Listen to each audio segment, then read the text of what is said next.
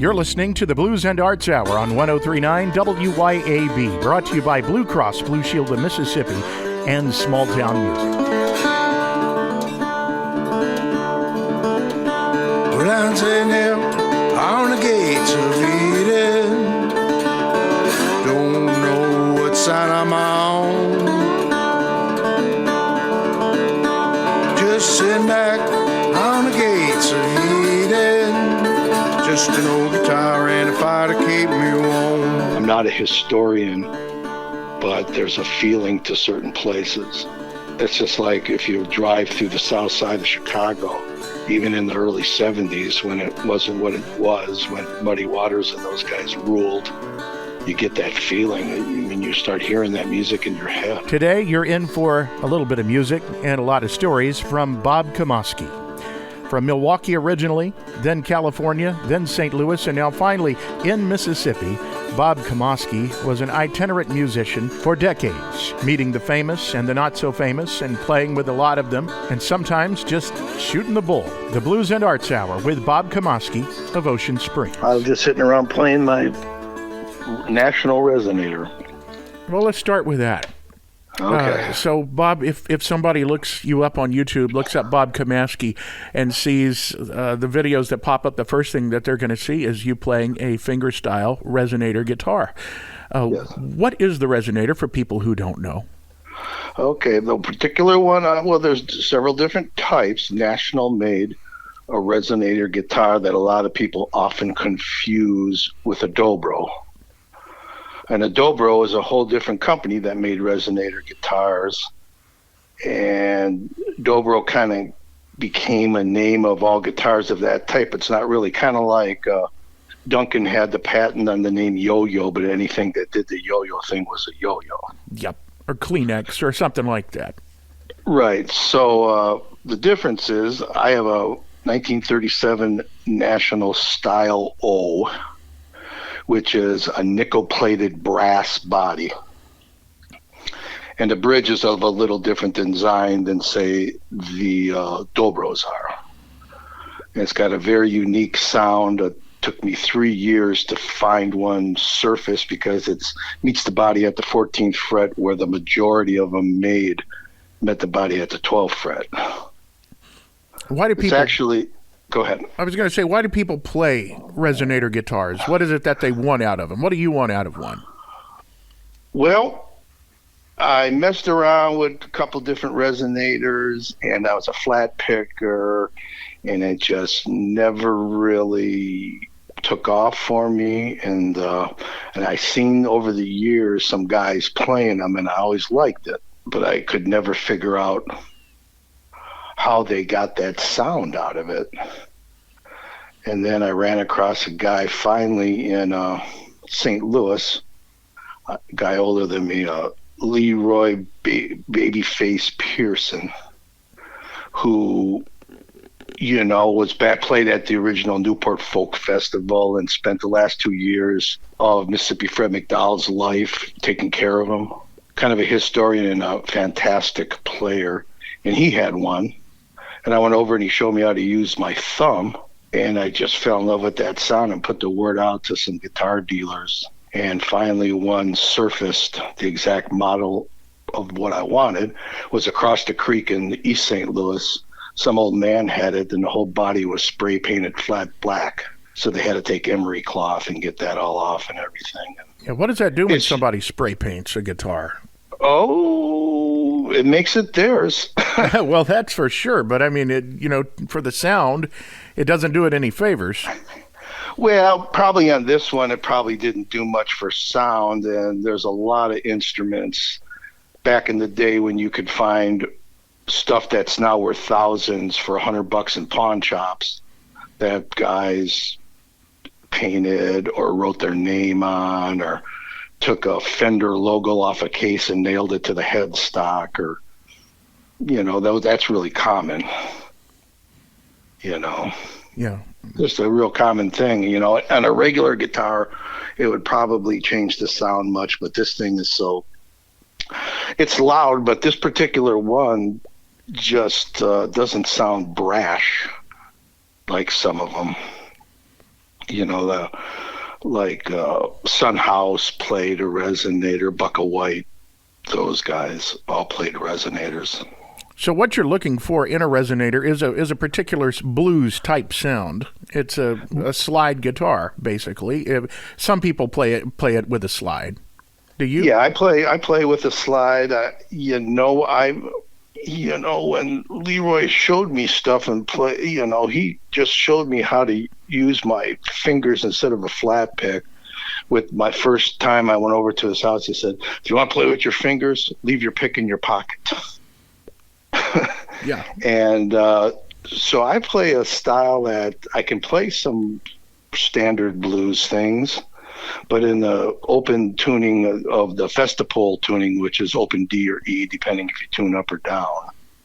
I play some blues, but I also play, I don't know how to describe it. He kind of encouraged me to, seeing as I already knew how to play guitar, to work some of my electric guitar playing into it and to make up my own rhythms. As for instance, when you're not alternate thumb picking and you're just holding a root note like a lot of the blues guys did, instead of playing a quarter note, I play a shuffle with my thumb. And I didn't even know I was doing it. The only thing I knew is when I listened to those old records and then I played them back to myself, it didn't sound like the record. And another guy in St. Louis that plays resonator said, "Hey, Bob, how do you do that shuffle with your thumb?" And I didn't even know what he was talking about. So I figured I had something there, so I never tried to change. Let's talk a little bit about where you came from and how you came to be where you are now. You told me that you started out in Milwaukee and ended up in St. Louis somehow before you settled in Mississippi finally. How did that journey start? Well, I was born in Milwaukee on the south side, which, if you weren't Polish, you probably didn't live on the south side. And the only first thing I remember about blues music is back in the 60s, you had these little mini transistor radios. And I would put it under the pillow so the old man wouldn't catch you listening to it and would listen to like the Milwaukee Braves. That's how old I am, Hank Aaron and Warren Spahn and all them guys. So they were playing the Chicago Cubs in Chicago. So Milwaukee's only 90 minutes away. So I was down at the bottom of the dial trying to I thought it would be fun to get the Chicago station to listen to the game. Mm-hmm. And I'm down there, all of a sudden I hear this, "I'm your back door, man." I'm like 9-10 years old. I'm going, what is that? And everything on radio and all that just kind of felt like kindergarten music. And I really didn't know what it was until later, the blues explosion when I became old enough. And that little snippet right there kind of cemented it all. So you became fascinated with it as a young man. What was it that took you to St. Louis? Was it work or was it the blues? Well, I played professional just about all my life. When I turned 18 in Milwaukee, graduated from high school, and within a year I was on a Greyhound bus to California. I knew some guys out there and played music. It was wild. And, we played a lot. Back then you played 250 dates a year and a bunch of great musicians. That's where, back in that era of the early 70s, Southern California, that's where the best guitar player you've ever seen is pumping your gas. Man, I kind of fell into doing a little bit of tile work, and I'm going, California was just getting more expensive and more expensive. I could go there, work a little bit, and probably buy a house, and Aaron, my son, would have instant uncles and aunts and cousins. Just an old guitar and a file. Keep me. Here come the stories, from a card game with Muddy Waters to kicking around backstage with Little Milton Campbell. It's coming up on the Blues and Arts Hour on 103.9 WYAB. You got the Blues and Arts Hour on 103.9 WYAB. Brought to you by Blue Cross Blue Shield of Mississippi and Small Town Music. And you're spending some time today with Bob Kamoske, the man who plays the resonator guitar. Well, I know you've been seeing the mailman, the worksman, and the cop. You even got got that with the wound that living down the block. And then you lie, lie, lie. Tell me I'm the only one. Try that. And you lie, lie, lie. Oh, mama, ain't you never done? When I'm out breaking my back, you at home in heavy fun. Started playing with blues bands in St. Louis, and that was rich blues. First time in my life I ever played with black dudes that were my own age. They had old guys, but they had, because of the tradition, they had a lot of guys like my age that played, and younger. So it was great, and that's when I started to pick up the finger picking style also. Did you run into any of those old Chess Records guys when you were in St. Louis? Yeah, the one guy, what was this? I played for, I met Johnny Johnson, and we played for one of the oldest blues bands in St. Louis, Soulard Blues Band, who I was playing with. They played at his wake, and I played there, and then I played for the wake of, God, I'm having a 70s moment. I can't remember the guy's name. The sax player who had Soul Serenade on Chess Records. He was from St. Louis. We played his wake, and all them old guys. Boo Boo Davis, who is pretty big out in Europe right now, and Arthur Willie Williams, who was in that movie Honey Dripper, old guy, and Big George Brock, who's pretty famous in Mississippi. You know, he sang with Muddy Waters and everything, played with all those guys. And you told me at one point that you actually ran into and played in a card game with Muddy Waters. Oh, yeah, that was in the 70s. After I left Canada, I took a Greyhound bus back to Milwaukee to visit for a while, and went to see some old buddies of mine. They were opening up for Muddy Waters at this little club. This was the era right before he signed with Blue Sky Records with Johnny Winter and made those comeback albums that put him on the map again and got huge. So I walk in, and guys goes, "Hey man, we're going upstairs. Come on up here. We're going to meet Muddy Waters." And I'm going, I don't want to bother the guy, you know. Everybody probably wants to talk to these. He goes, "It's Muddy Waters, man. Come with us." And he grabbed me up the stairs, and we walk into the room, and there's Muddy Waters playing solitaire. And as soon as he saw a bunch of guys, he shuffled up the cards and said, who wants to cut the deck? $2 a cut. And I said, I want to play cards with Muddy Waters. And he was the coolest thing he said. I told him, I said, man, you still playing that old red telly? He goes, I'm still riding my old horse. And then I asked him, like I ask all the guys, old guys I ever met, about what they listened to when they were young. I mean, young like a kid or teenagers. And Muddy Waters said that most of the music came from guys coming through town, basically, from the big city and played, where he learned stuff. And Saturday nights, if somebody had a crystal set, they would listen to either Grand Ole Opry or Louisiana Hayride. And when you're talking about a crystal set, we're talking about way back when. Yeah. When radios were powered by batteries because people didn't have power out in the middle of the Delta. Correct. He lived in a cabin.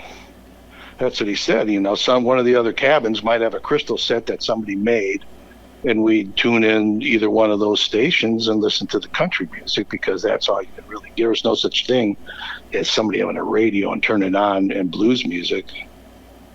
All the blues music came from guys just coming through town. And then itinerant. Then the other guy back in St. Louis, we played on a bill with Little Milton Campbell. And we're sitting around cutting up backstage. Really nice guy, really funny. Just one story after the other type of thing. And so I asked him, and I said, well, what about you? What did you listen to and play when you were a young man? And he told me the story of how he got discovered, where he said he was sharecropping, and it was getting old, and he was getting sore, and he figured that he would turn old too quick, so he played guitar at night and sang country music, like Hank Williams and stuff like that. And he took a bus, he saved up money, and took a bus to Memphis and walked into a studio and announced that he was there to become a country singer. And the guys laughed at him and said, I'll say it politely, it wasn't the way Little Milton said it, but he said, somebody like you, nobody's gonna buy records, country records, from somebody who looks like you, and told him to go down the street to Sam Phillips' Sun label, and that the way he sings and plays, he would probably do real good by you. And he did, and the rest is history. You know, but it's what he said. He was bound to go to Memphis and be a country singer. Now, you actually did play with Little Milton Campbell? We opened up for his set in a Soulard Blues Band at a very nice theater, and, you know, sat around backstage playing guitars and stuff, but I never really played in his band or anything. Okay, not on stage? No. Still, to meet these guys and to get stories from them is something that a lot of people around these parts would dream of. If you're talking about people now, you know, who are celebrating the music of these guys who probably, and at that point, you were talking about Muddy Waters, you know, not even playing an auditorium. He was playing a club back then. At that point, some of these guys were kind of forgotten. Oh, yeah, totally. For like Sam Chapman was forgotten. Like we actually played 2 nights with him, Tomcat, I, and Sam Chapman. And that was the first time I ever saw a guy sitting right next to me playing fingerstyle guitar. And all I remember is how great it sounded and how the hell he did that. Because it sounded like 3 guys. Yeah, you know? It's what Mississippi John Hurt did. Yeah, real similar, I think, where Mississippi John Hurt and a guy like Sam Chapman, although they have an old version of blues that is probably more related to country folk music. It's what we call hill country blues. Yeah, like I always thought that John Hurt that's why the folk era people liked him so much. He's playing a lot, you know, major type melodies, and his chord structures were more folky, although he had that beautiful thumb that he made that guitar sound so big, as opposed to, say, Muddy Waters or Robert Johnson or, you know, Bucka White, that really epitomized what we now think of as blues. But back then it was all blues. Yeah, they're playing a lot of call and response and seventh chords and stuff like that. That's pretty typical of Delta blues. Right. Although I've seen some Delta guys that, you know, played more folky, I would call, just as a name, I hate to put labels on stuff, a folky style of guitar, you know, and not so bluesy as we think of blues today. Although my thought of blues really encapsulates a large, you know, swash of music. You know, I'm of the theory where old style country music and the blues are very close related. And I play some old country songs on my resonator, mix them right in with the bluesy stuff and the songs I write, and they fit right in. When I'm out breaking my back, you at home in heaven's fire. Coming up, cutting heads with the famous and the not so famous on the Blues and Arts Hour on 103.9 WYAB. You're listening to the Blues and Arts Hour on 103.9 WYAB, brought to you by Blue Cross Blue Shield of Mississippi and Small Town Music.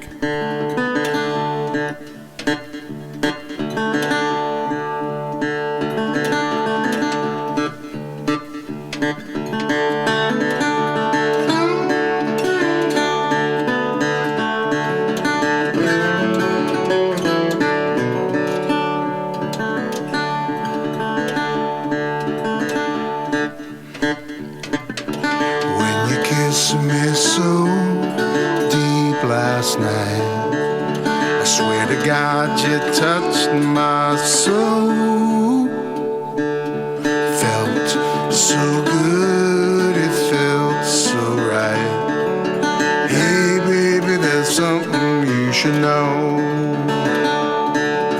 Hey, I lived alone for so long. Bob Kamoske, in addition to being a near master level player of the resonator guitar, is also a well-traveled musician, having toured for decades.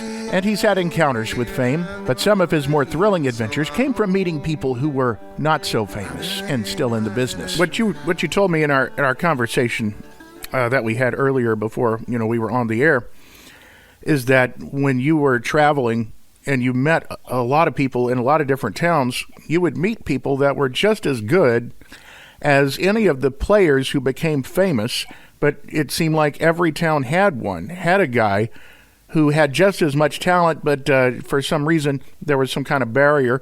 They just didn't get well known. Right. Everywhere I ever traveled around in the old buses that we had and stuff, there was a guy in every town. And like, for instance, my favorite one of all was we were way south in Illinois. And people from the deep south, I think, don't understand that once you get south of Chicago, it's like, say, for 50 or 100 miles, people start talking with a southern accent. Oh, definitely. And it was, I forget the name of the town, but it was some biker bar. And this was early 70s, and we were playing blues and Allman Brothers and, stuff like that, which you played back in 1972 or 3 or whatever it was. And we were setting up in the afternoon because we had a whole week gig there. And the bartender walks up and says, Jimmy Ray just got out of prison and he wants to play. Do you mind if he comes in right now and jams with you? I go, who's Jimmy Ray? He goes, oh, he's an old black guy, plays piano. Our setup was we had a guy on piano, a guy on Hammond organ, guitar, bass, and drums. So I said, oh, that sounds cool. So in walks this guy, and, I could barely understand him with his urban, rural accent. And he comes up and I gather up the guys, and he sits down behind the piano and he announces I play everything in E flat. So we jam for 45 minutes nonstop. I mean, not calling out songs. He just starts playing.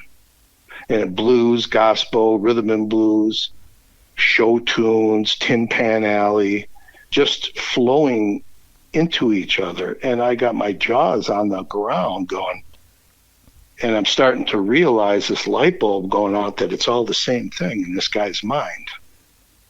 All this music that I had thought of being different genres is really not a different genre at all. It's just the same American music with a little different way of looking at it.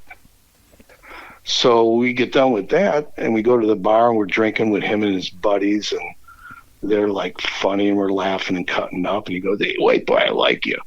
I'm going to show you something. So he goes out to his car and I see him rummage around in the trunk, and he comes back in with a reverse Nick Gibson Firebird with the strap and cord wrapped around the body with no case.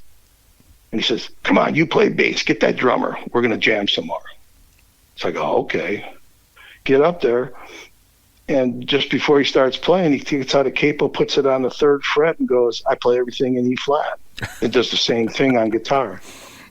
The same thing, the same kind of all this swash of American music, seamless, never stopped, like 45 minutes. It wasn't like doing this song and that song. He just started playing and never stopped.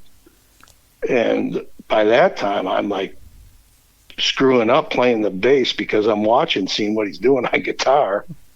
And, chances are that guy probably ended up back in the Hoosgow, and nobody ever heard of him except that little town we were in and the guys in that little bar that knew of him because he always came in there to jam with the bands that playing all week. You think that's what he did in prison? Just played a lot of guitar, played a lot of piano, played in the prison band? Who knows? I have no idea. Like I said, I have a hard time talking to him. And I didn't have the nerve to ask him what he was in for. I don't know. Them guys, you just don't know. Like all them, guys I played with, I think, all had a straight razor in their boot at least. Those guys were used to growing up way down someplace where you got to take care of yourself. It's kind of the blues lifestyle in a way. The people who don't become famous, they end up, and even the ones that do, because I've heard a lot of stories about famous guys being strapped or carrying a knife or carrying a razor or carrying something because they don't get that, even though they're living probably a more somewhat more extravagant lifestyle than they were leading before they got their record deal. They're not they don't get that mentality. You don't let go of that mentality. No, just like the stories I would hear from guys in St. Louis that, I mean, all the guys that were a little older than me, all at one time or another had gigs with Albert King when he lived in Lovejoy, Illinois, which is right across the river from St. Louis, and said he always had a pistol in his guitar case. And those guys always did it from back in the day to make sure they had that when they got paid from the nightclub. So from the first, nightclub guy wouldn't try to screw them out of their money. Second, when he went out to the parking lot to leave. I've heard stories like that from like Chuck Berry and Aretha Franklin, even that they had to get paid cash. They had to get it. They had to get some before and some after. Right, and that was their deal. Well, Chuck Berry, he was the one that in the '70s he played 200 dates a year, and he wanted $10,000. And an amp that worked, and get a deposit of $2,000 that they would only apply to his $10,000 if the amp didn't blow up, but he would never give it back, and he'd wear a money belt, get paid before he start, and wear the money belt the whole time he was playing, and then drive back to the airport and go to the next place. It just comes from getting screwed out of your money one too many times. Survival. It was a rough deal back in the 50s and late 40s and all that stuff. Those guys, it was a whole different existence than what we know today. But those guys just, I'll tell you, every one of those guys that I met and played with and talked to, all treated me, the guys I played with treated me like they were my uncles. Protective, would always give me crap, always haze me and tease me. But we'd play places and I'd walk in and there were the eyeballs on me. What is this guy doing there? By the time we're done with the first set, everybody's my buddy, and there's Tomcat or whoever just introducing me around, and I was like a family.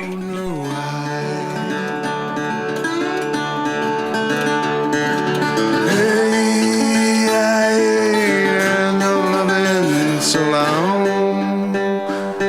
long, baby. I'm gonna hang my head and cry. I'm gonna hang my head and cry. I'm gonna hang my head and cry. I'm gonna hang my head and cry.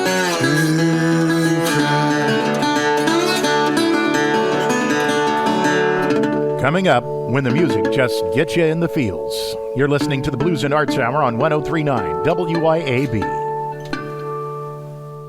You're listening to the Blues and Arts Hour on 103.9 WYAB, brought to you by Blue Cross Blue Shield of Mississippi and Small Town Music. And you're spending some time this morning with resonator guitar player Bob Kamoske. So I got to get your viewpoints on something, because I know a lot of musicians, and I know that a lot of people think that playing guitar, the mark of being a great guitarist is playing a lot of notes. But I want to know what you think about that. Is it a technical thing, or is it playing from the heart? What is it that makes a musician?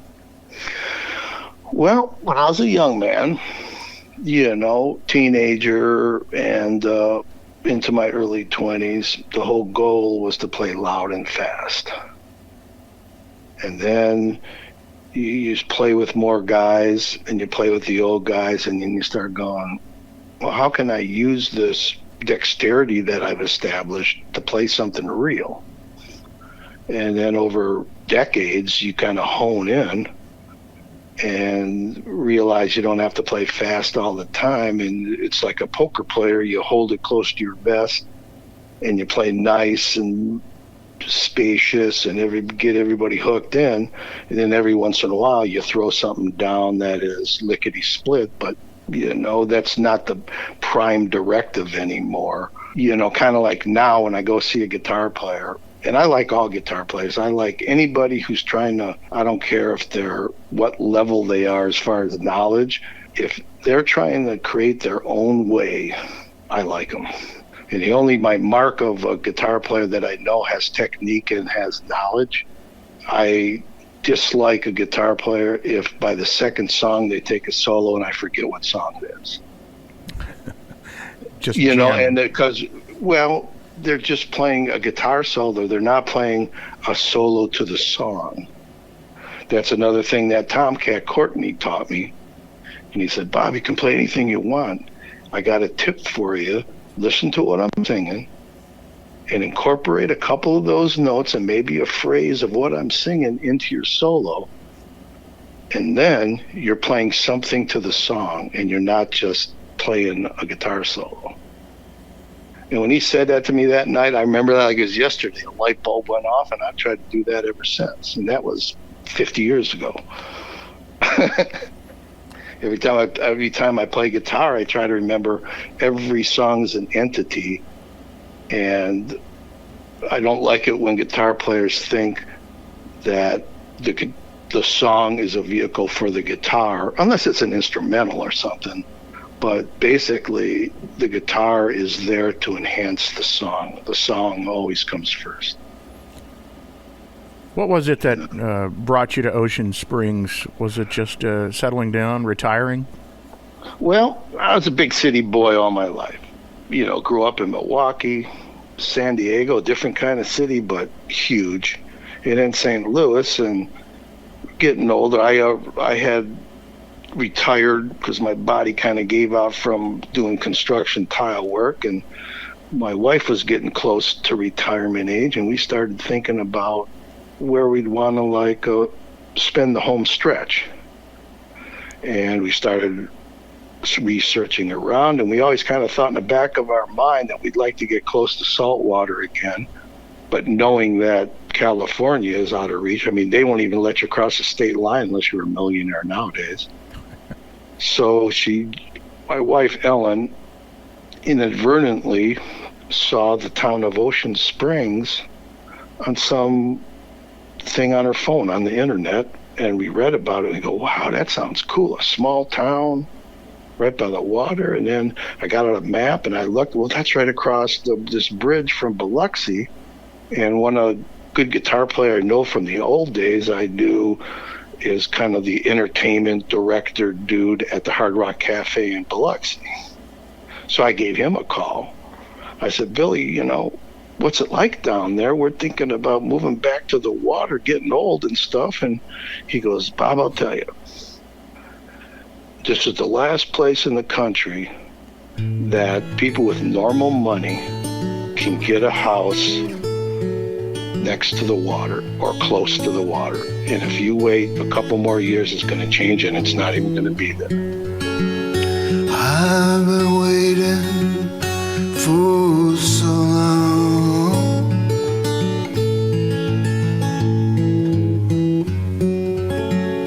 for my life turn around.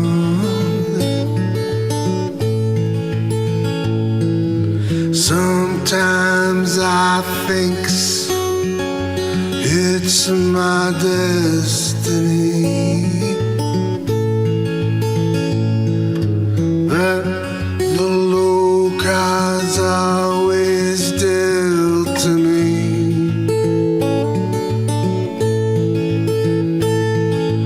Hey, I ain't crying, I'm just trying to find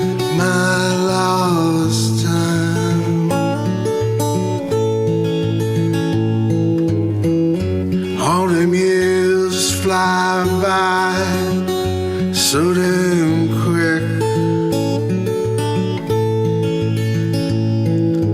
Things that broke, you can't go back and fix.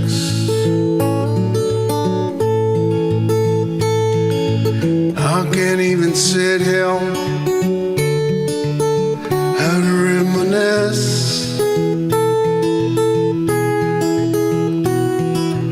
Oh, that doesn't make me feel like this.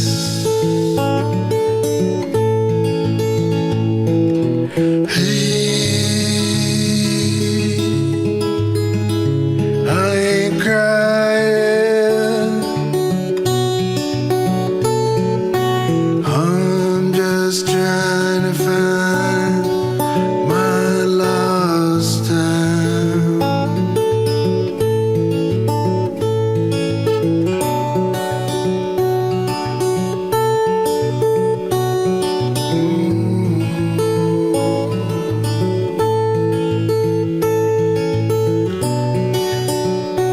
You know, I miss that. In the old days in San Diego, we used to have a thing where all these guitar players from different bands on Sundays would meet up at Guitar Steve's house in his garage. And then, 7, 8 guys would come, and no drums, no bass, and we just sit around in a circle and play guitar. And I really miss that a lot. In St. Louis, nobody did that. There's so many gigs, all the good guys would just play gigs.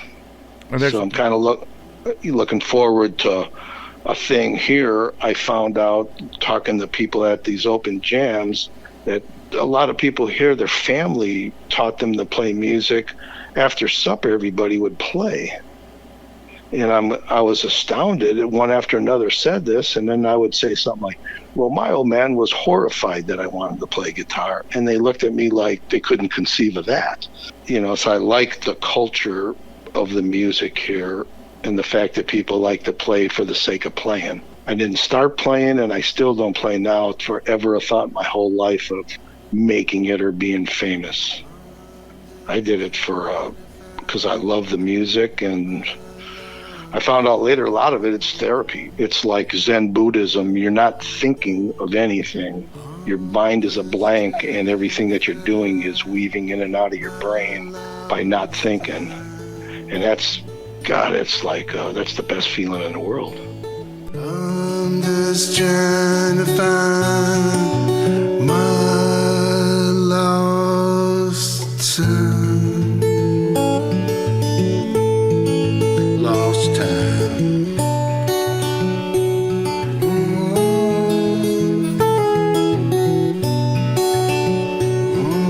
The Blues and Arts Hour is brought to you each Friday morning at 9 by Blue Cross Blue Shield of Mississippi and Small Town Music. Be sure to tune in next week right here on 103.9 WYAB.